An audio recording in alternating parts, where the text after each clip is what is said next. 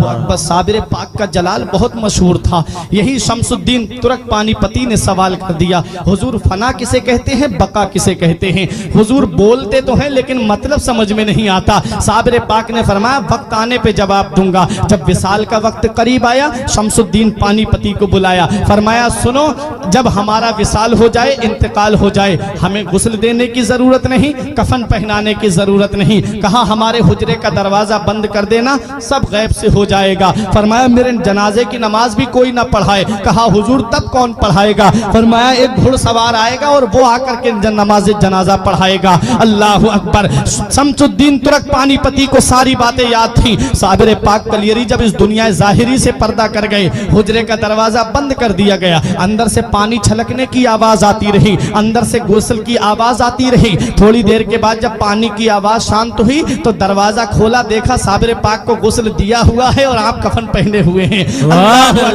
ये है साबिर पाक कलियरी। अब उसका इंतजार हो रहा है जो नमाज जनाजा पढ़ाएगा। बड़े बड़े औलिया लाइन में लगे हुए हैं, बड़े बड़े औलिया सफ में लगे हुए हैं, अपने वक्त के जय्यद उलमा सफ में लगे हुए हैं, मुरीदीन सफ में बांधे खड़े हुए हैं। शमसुद्दीन पानीपती से किसी ने कहा अरे नमाज जनाजा तो शमसुद्दीन पानीपती ही पढ़ाएंगे, क्योंकि सुबह भी साबिर पाक के साथ में रही, दोपहर को भी साबिर पाक के साथ में रही, शाम को भी साबिर पाक के साथ में रही, खलबत में साबिर पाक के साथ हैं, जलवत में साबिर पाक के साथ हैं, सफर में साबिर पाक के साथ हैं, हजर में साबिर पाक के साथ हैं। हर वक्त साबिर पाक के साथ जो रहे, जिसे साबिर पाक बड़ी मोहब्बत फरमाए, उसे शमसुद्दीन तुर्क पानीपती कहते हैं। कहा यही तो नमाज जनाजा पढ़ाएंगे। तब शमसुद्दीन पानीपती ने कहा मैं नमाज जनाजा नहीं पढ़ाऊंगा, बल्कि मेरे पीर का ये कहना है कि एक घुड़सवार आकर के मेरी नमाज जनाजा पढ़ाएगा। हजरात गिरामी, अब इंतजार हो रहा है उस घुड़सवार का।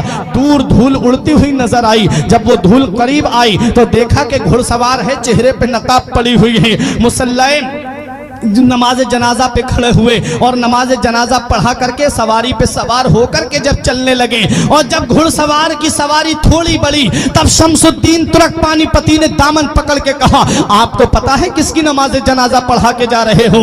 ये वो अल्लाह का वली है जिसकी शान सारी दुनिया में मशहूर है, ये वो अल्लाह का महबूब बंदा है जिसका जलाल सारी दुनिया में मशहूर है। आप जिनकी नमाज जनाजा पढ़ा के जा रहे हो, ये अल्लाह का मुकर्रब बंदा है, ये अल्लाह का नेक बंदा है, ये अल्लाह का वली है। कल मेरे साबिर की तारीख लिखी जाएगी, कल मेरे साबिर की हिस्ट्री लिखी जाएगी, कल मेरे साबिर का इतिहास लिखा जाएगा और दुनिया वाले मुझसे सवाल करेंगे ये शमसुद्दीन पानीपती, सुबह को तुम साबिर पाक के साथ में थे, दोपहर को तुम साबिर पाक के साथ में थे, शाम को तुम साबिर पाक के साथ में थे, सफर में तुम साथ रहे, हजर में तुम साथ रहे, खलबत में तुम साथ रहे, जलवत में तुम साथ रहे, हर वक्त तुम साबिर पाक के साथ में थे। जरा बताओ साबिर पाक की नमाज जनाजा किसने पढ़ाई थी? हुजूर मैं उनको क्या जवाब दूंगा? कल जब तारीख लिखने वाले मुझसे सवाल करेंगे साबिर पाक की नमाज जनाजा पढ़ाने वाले का नाम बताओ, जब इतिहास लिखने वाले मुझसे पूछेंगे साबिर पाक की नमाज जनाजा पढ़ाने वाले का नाम बताओ,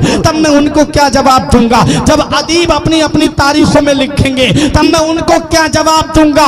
हुजूर या तो अपना नाम बता दीजिए या चेहरे से नकाब उठा दीजिए ताकि मैं चेहरा देख करके पहचान लूं। तब हम शमसुद्दीन पानीपती के सामने घुड़सवार ने जब चेहरे से नकाब उठाया तो पैरों तले की जमीन निकल गई, आंखें खुली की खुली रह गई। कहा हुजूर मैं ये क्या देख रहा हूं?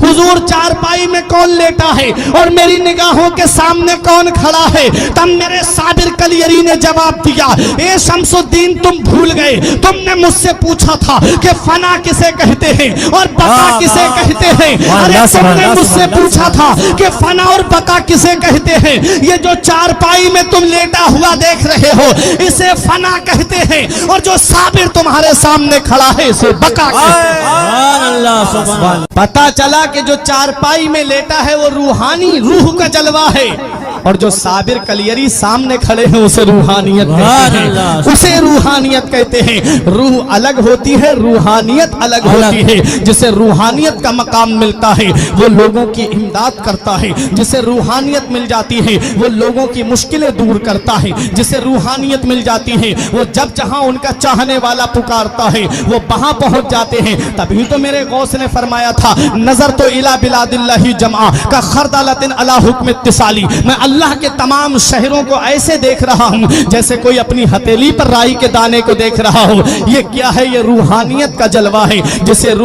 جسے روحانیت مل جاتی ہے اس کا مقام بلند و بالا ہو جاتا ہے، جسے روحانیت ملتی ہے اس کی شان بلند ہو جاتی ہے، جسے روحانیت ملتی ہے اس کی عظمت بلند ہو جاتی ہے، جسے روحانیت ملتی ہے اس کا مقام ثریا سے بھی بلند ہو جاتا ہے۔ کہاں کہاں دیکھو گے روحانیت والوں کو؟ آؤ ذرا بتاؤ مجھے۔ غوث پاک رضی اللہ تعالی عنہ بغداد کی سرزمین پر رہے اور چند جگہ تبلیغ دین جانے کرنے کا ارادہ ہوا، وہاں تک پہنچ گئے۔ اور ذرا سنو، صابر پاک کلیری کو دیکھو، کلیر کی سرزمین پر آپ نے اپنا قیام کیا، نظام الدین اولیاء دہلوی نے دہلی میں قیام کیا، اعلیٰ حضرت نے بریلی شریف میں قیام کیا، پیلی بھیت کے شاہ جی میاں نے پیلی بھیت میں قیام کیا، سید سالار مسعود غازی نے بہرائچ میں قیام کیا، حضور شاہ مدار نے مکن پور میں قیام کیا، غریب نواز نے ہندوستان کی سرزمین اجمیر میں آ کر کے قیام کیا۔